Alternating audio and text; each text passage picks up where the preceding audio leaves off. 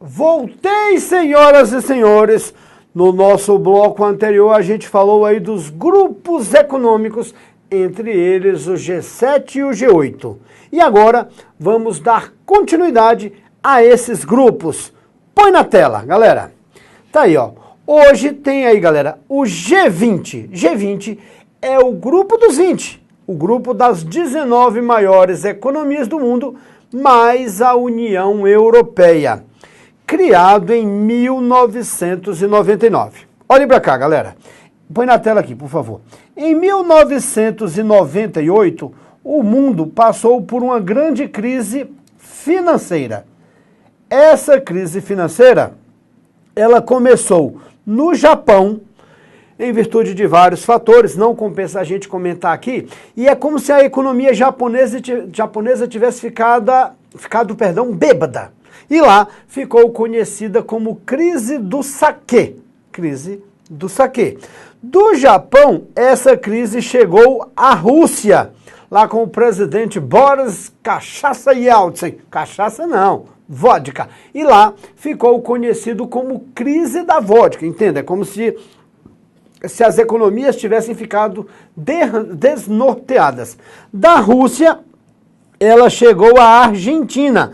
Lá na Argentina, como não tem bebida alcoólica típica, ficou conhecida como o que, galera? Crise do tango. E, finalmente, da Argentina, ela chegou ao Brasil, minto, antes disso chegou ao México, e lá ficou conhecida como crise da tequila, chegando ao Brasil. Aqui no Brasil deveria ter ficado conhecido como crise da cachaça, da cajibrina, do aguardente, da pinga, da mata todos. Mas eles acabaram chamando de crise do samba. Então, samba. O que é importante, galera? Isso aqui, ó, sai do Japão, vai para a Rússia, da Rússia para a Argentina, da Argentina para o México, do México para o Brasil, do Brasil para a Turquia. E isso foi se espalhando por vários países, inclusive chegando às nações mais desenvolvidas com menor impacto, os Estados Unidos, a União Europeia e tudo mais. O que a gente observa dessa crise financeira? Que as economias mundiais estavam bastante integradas, interdependentes, interrelacionadas. Logo, nesse processo de globalização e integração, o que acontece em uma região distante acaba afetando outra. Tá claro? Resultado, aqui que já existia o G7, os países mais ricos do mundo perceberam que eles, sozinhos, não conseguiam mais resolver os problemas mundiais. E precisavam agora agir conjuntamente com os países subdesenvolvidos, principalmente com aqueles que tinham maior força econômica. Então a galera concluiu que o G7 não dava mais. Havia a necessidade de criar um grupo que abrangesse todas as principais economias do mundo. Então ali, a crise foi em 98 e em 1999, põe na tela aí, a galera criou o que, gente? A galera acabou criando o G20. Olha aí. Qual o objetivo? Lembra que ele nasce após uma grande crise financeira. Qual o objetivo? Coordenar ações políticas e econômicas conjuntas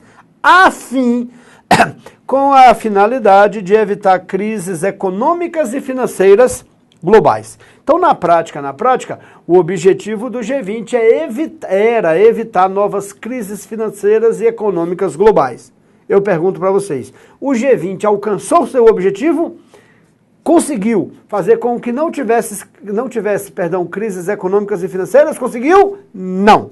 Você teve lá a crise da bolha da Bolsa, você teve uma outra crise agora em 2008, a do setor imobiliário dos Estados Unidos, tudo mais. Teve a crise dos PIGs, né, os países mais pobres da União Europeia. Então não faltou crise, mas... Leiam meus lábios. Significa que o G20 é inútil? Não. Se com ele foi ruim, sem ele seria o que, galera? Pior. Se por um lado o G20 não conseguiu evitar crises, por outro, os analistas consideram que ele conseguiu pelo menos minimizar e adotar ações para que essas crises não fossem tão duradouras e tão impactantes. Então tá lá o G20. Quem é o G20 na prática, galera? Então, na prática, ele é formado pelos países ricos, mais os países, o que, galera? Emergentes. Professor, o que é emergente? Emergente é o país tá lá, ó, é o país subdesenvolvido, industrializado. Lembra? É o grupo das potências industriais. Então, são os subdesenvolvidos, o que, galera? Industrializados. Tá bacana?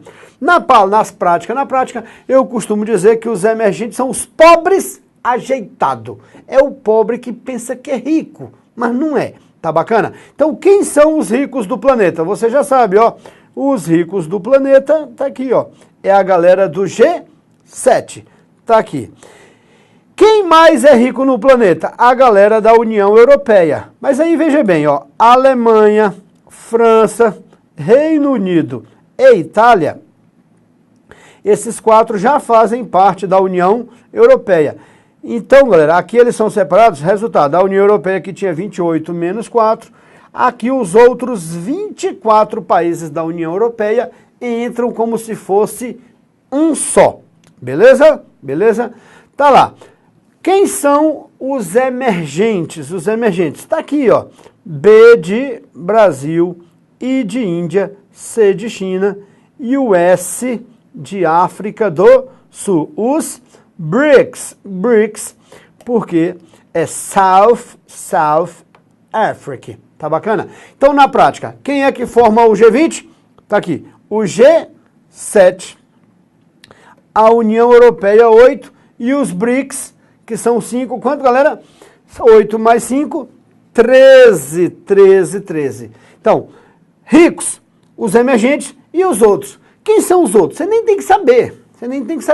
Os outros, tá lá, são pessoas com menor, o que, galera? Importância. Mas tá aqui na tela, ó. Argentina, Austrália, México, Coreia do Sul, Indonésia, Arábia Saudita e Turquia. Então esses países aí, galera, são os países mais ricos e poderosos do planeta, os mais industrializados. A galera que manda na economia mundial. Olha o nosso mapinha aí, ó. Olha o nosso mapinha aí. Aí estão todos eles, a galera firme e forte aí do processo. Os de roxinho, aí ó, e quem tá aí arrebentando, Brasil, Zil. Então esse mapa aí, a galera de roxo, mostra aqui, meus amores, o G20. Deixa na tela e olha aqui agora, ó, dados do grupo. Gente, esses caras são o grupo, esses caras são a peãozada que manda no planeta Terra de verdade. O resto é o resto. Eles é que mandam. Bota aí, ó. 90% do produto interno bruto do planeta Terra é feito pela galera dos BRICS. 90% do PIB. Ou seja, esses 20 concentram quase que a totalidade da economia mundial. Tá lá. 75% de tudo que se comercializa no planeta é feito por eles. Os caras concentram 65% da população mundial e 84% das fontes energéticas relacionadas, você já sabe, carvão e petróleo, relacionadas ao que, galera? Aos combustíveis fósseis. Então, meu irmão, presta atenção.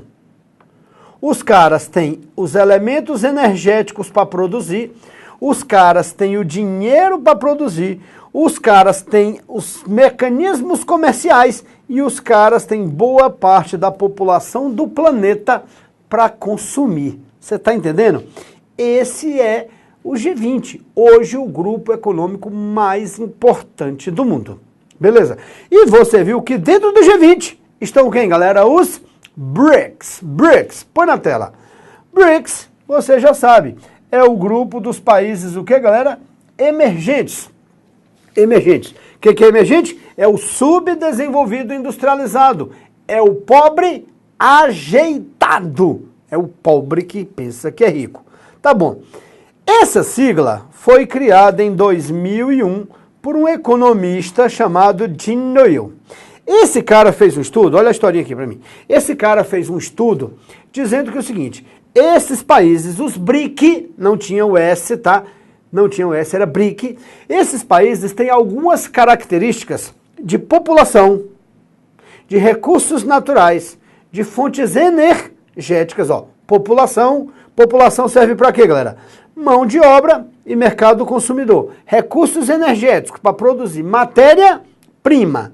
Então, e território, população, matéria-prima e recursos energéticos, eles têm essas características tão significativas que, se essas características forem bem usadas, esses caras seriam os países mais ricos do planeta lá pelo ano 2050. Era o que ele falava. Olha o que o estudo diz.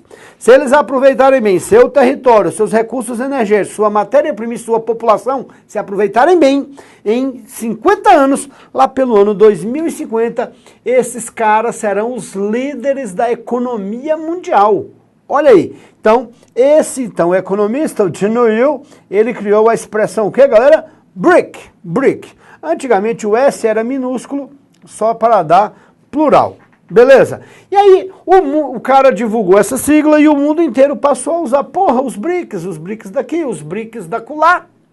Resultado, aquilo que todo mundo estava usando, chegou uma hora que esses países falaram, velho, todo mundo fica dizendo que a gente é um grupo e a gente não é um grupo. Já que estão dizendo que a gente é, vamos ser. Eles meio que formalizaram. É aquela história dos dois amigos que andam juntos, o rapazinho e a mocinha, e todo mundo fala, vocês são namorados? A gente só é amigo. De tanto falarem, um olha para o outro olha para um e fala assim, por que a gente não namora? E aí, começa. Foi ridículo esse exemplo, mas você entendeu. Então olha para a tela aqui. A sigla foi criada em 2001 e em 2006, na 61ª Assembleia Geral da ONU, eles deram um caráter mais formal, eles deram um caráter mais diplomático ao grupo. Ou seja, já que estão dizendo que a gente é um grupo, vamos ser então, porra. Tá entendendo a parada? Beleza. O que era BRIC, em 2011, foi incorporado quem, galera? A África do Sul. Veja, o Brasil é uma potência emergente da América. A Rússia é uma potência emergente lá da Ásia. A Índia, outra potência emergente da Ásia. E a China. Então você tinha uma da América, a Europa está lá o pessoal rico, faltava o quê? Já que era a reunião dos pobres, está aqui, ó. Faltava uma potência emergente da África. E o país mais rico da África, ou menos pobre dos pobres africanos, é quem, galera? A África do Sul. Nascendo então os BRICS. Resultado, põe na tela aí, ó. Nesse contexto, o Brasil lembra, todos eles são o que, galera? Industrializados. É o grupo das potências industriais. Todos eles são industrializados. Beleza? Mas dentro dos BRICS, o Brasil se destaca por ser uma potência agrícola mineral. A gente, foca aqui, a gente exporta muito produto agrícola, soja, milho, aquela coisa toda, e minério. A Rússia é uma potência energético-militar. Nem precisa falar do arsenal nuclear da Rússia. E a Rússia tem gigantescas reservas de quê, galera? Petróleo e gás. E petróleo e gás, meu irmão, ainda, pode ser o que for, ainda vai ter valor comercial e estratégico por muito tempo. A Índia se destaca muito na prestação de serviços. Só para você ter uma ideia, dizem os estudos que 80% dos call centers do planeta estão na Índia. Ou seja, se tu pega um 0800 de uma empresa da Sony, por exemplo, vamos supor que tu comprou aí a câmera nossa aqui e ela veio estragada. Se tu liga no 0800, tu liga do Brasil e vai cair a tua ligação onde? Lá na Índia, os indianos falando com aquele inglês meio cearense de lá. E a China é o cara. A China é a potência, o que, galera? Industrial e comercial. E a África do Sul? A África do Sul não é potência de porra nenhuma. Ela tem de tudo um pouco. Então, essa peãozada junto aí forma quem, galera? Os BRICS. BRICS. Põe na tela. Os BRICS, olha aí que bonitinho o mapinha. Tá bacana? Eles não têm uma estrutura organizacional fixa, não tem. Ou seja, não tem ali um parlamento, não tem um prédio, não tem nada disso, tá?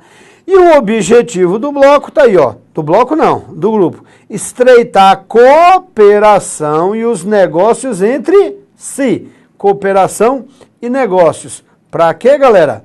Para quê? Para preservar o crescimento econômico e o desenvolvimento social. Então, todo bloco e qualquer grupo tem como objetivo o quê? Fortalecer as economias locais para competir no processo de globalização em condições o quê? Mais vantajosas. Então, foca lá. Objetivo 1, estreitar a cooperação e os negócios, estreitar os laços comerciais. E o objetivo número 2 está aí, ó. Atuar conjuntamente na geopolítica mundial em temas como meio ambiente, combate à pobreza e comércio mundial. Na prática, os BRICS se reuniram para que os pobres mais fortes tivessem voz na geopolítica mundial. E não são pobres quaisquer, Rússia, China, Brasil. Então são países que junto acabam tendo força aí no cenário internacional. E desde que o bloco existe, desde que esse grupo existe, põe na tela. Qual foi o maior destaque? Em 2014, nas vésperas da Copa do Mundo, tá bacana? Eles se reuniram lá em Fortaleza, bonitinho, lá naquela Copa que ia rolar os 12-1, os 7-1, porra, tá entendendo? Tá lá. Eles resolveram então criar o que, galera? Um banco. E criaram o Banco dos BRICS. Gente, quem é o mais rico dos BRICS? Quem é o mais rico? A China. Então, banco é coisa de rico. Logo, a sede é em Xangai. Tá bacana? Eles criaram esse banco para que esse banco possa promover desenvolvimento. Então, funciona. O Banco dos BRICS funciona parecido com o BNDES, o Banco Nacional de Desenvolvimento Econômico e Social. Tá bacana? Inicialmente, eles terão um capital de 50 bi, chegando a 100 bi de dólares, o que parece muito dinheiro, mas não é tanto assim não. Mas, de qualquer forma, já é um local onde estados, onde municípios, onde empresas poderão buscar dinheiro a juros mais interessantes que aqueles oferecidos pelo FMI, pelo Banco Mundial ou por outros organismos bancários internacionais. Então, o objetivo dessa grana está aqui, ó, é financiar o que, galera? Projetos de infraestrutura. Vamos brincar aqui, vamos brincar, pelo amor de Deus. Imaginem que eu vire governador do Distrito Federal. Nem quero saber disso. Que eu vire governador do Distrito Federal. E aí eu resolvo construir o Transpequezeiro. Tu não sabe o que é o Transpequezeiro não, porra? É o trem que liga o DF a Goiânia, Brasília a Goiânia, o trem do Piqui, aqui no Cerrado, no Planalto Central. Imagina, uma obra dessa é uma obra vultosa, é uma obra muito cara e a gente não tem recursos próprios para custear. Então teríamos que recorrer a empréstimos internacionais.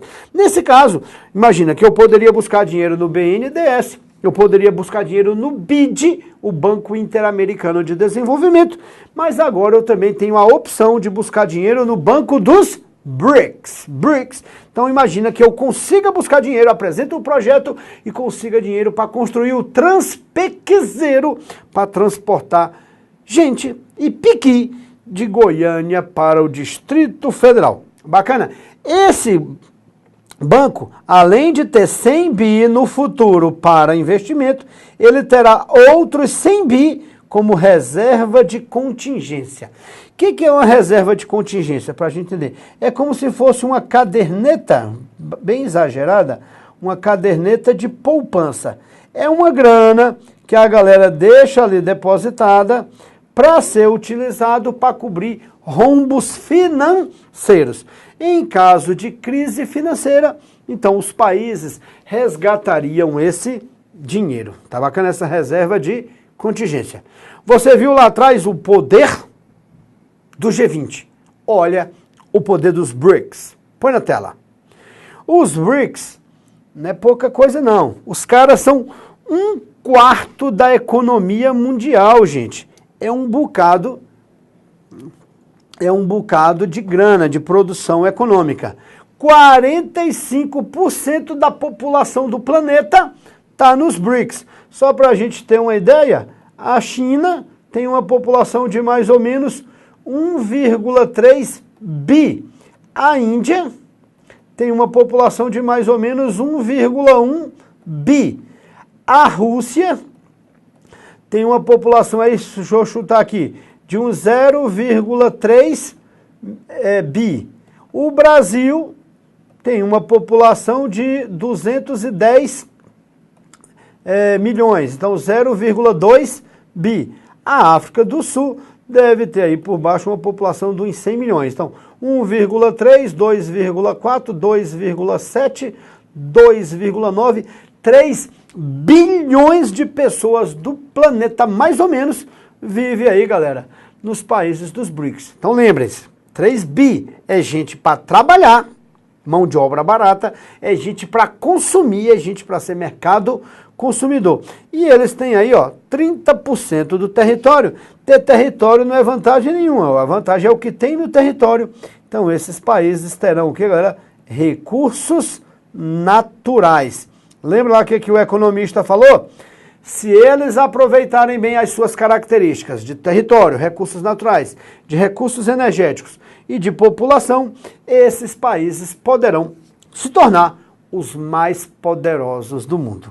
Bacana? Então você viu comigo as características gerais da globalização, você viu os blocos econômicos com destaque para o Mercosul e para a União Europeia. No Mercosul ganha-se destaque a suspensão da Venezuela e na União Europeia a saída do Reino Unido. Você viu ainda os grupos econômicos G7, G8, G20 e BRICS. E agora, para eu ter certeza que você aprendeu de fato isso, vamos exercitar. Põe na tela, olha lá, exercícios de globalização. Olha aí, galera, vamos lá, deixa eu, eita, me ajuda aqui, meninos, volta aqui para mim, por favor, eu sou meio lerdo e não conheço a tecnologia, então tá lá. Questão número 1. Uma princesa, olha que curioso esse texto, uma princesa inglesa com um namorado egípcio tem um acidente de carro num túnel francês, num carro alemão com motor holandês conduzido por um belga bêbado de uísque escocês, que era seguido por paparazzi italianos em motos japonesas. A princesa foi tratada por um médico americano que usou medicamentos brasileiros. Olha o que é integração do processo de globalização. E veio, ó, que usou medicamentos brasileiros, a galera disse que é por isso que a princesa morreu. Claro que é sacanagem. Põe na tela. E isto é enviado a você por um brasileiro usando tecnologia de Bill Gates. Provavelmente você está lendo isso num clone da IBM, que usa chips feitos em Taiwan, um monitor coreano montado por trabalhadores do Bangladesh numa fábrica de Singapura, transportados em caminhões conduzidos por indianos, roubados por indonésios, descarregados por pescadores sicilianos e reempacotados por mexicanos. E finalmente vendido a você por judeus através de uma conexão paraguaia. Puta que pariu! Você viu aí, galera, o que é integração? Olha o título desse texto, galera. O que é globalização? Tá? O texto acima, de autor desconhecido, muito divulgado na rede mundial de computadores, exemplifica o atual estágio da economia mundial, comumente denominado de globalização. Em relação a esse processo, julgue os itens. Vamos lá. 1. A globalização é um fenômeno recente, típico das 2 últimas décadas, que contradiz o processo de industrialização consolidado ao longo do século passado. O item está o quê, galera? Errado. Nós já sabemos que a globalização é um fenômeno antigo, existe há mais de 5 séculos e teve início lá com as grandes navegações europeias. Item 2. Põe na tela. O desenvolvimento tecnológico ampara e estimula a rápida circulação de produtos e serviços, mas é irrelevante para a circulação de capitais. O item está o quê, galera? Errado. A gente já sabe que a tecnologia contribui para a circulação de produtos, serviços e capitais. E aqui está dizendo que é o quê, galera? Irrelevante. Irrelevante não, é altamente relevante esse desenvolvimento tecnológico para a circulação de capitais, que cá entre nós é o que mais circula, porque o capital não é palpável, você transfere o dinheiro de um canto para o outro aí pelos mecanismos eletrônicos. Põe na tela. Item 3. A tendência à formação de blocos regionais, por ser uma maneira de inserção mais vantajosa na economia mundial fortemente competitiva, tem caracterizado este momento. E aí, galera? Pergunto, é uma característica desse momento a formação de blocos econômicos para competir nesse processo de globalização em condições mais vantajosas, sim ou não? Sim. Lembra? Para competir em condições mais vantajosas, os países se juntam em blocos econômicos e em grupos econômicos. Portanto, o item está o quê, galera? Certo. Formar bloco econômico é uma tendência da globalização. Item 4. O liberalismo vigente fez com que as barreiras protecionistas deixassem de ser praticadas, especialmente pelos países de economia mais sólida, especialmente pelos mais ricos. Gente, lembra, a globalização defende o livre comércio.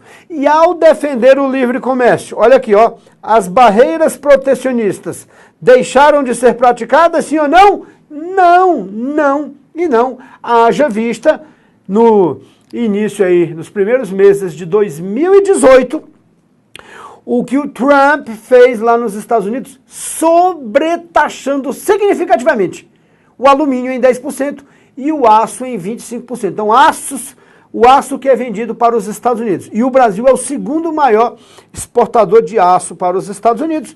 Vai ter que pagar agora um imposto pesadíssimo que pode atrapalhar nossas exportações. Então, eles defendem o livre comércio, mas na hora H eles praticam o protecionismo. Então, o item está errado. As barreiras protecionistas não deixaram de ser praticadas. Item 5.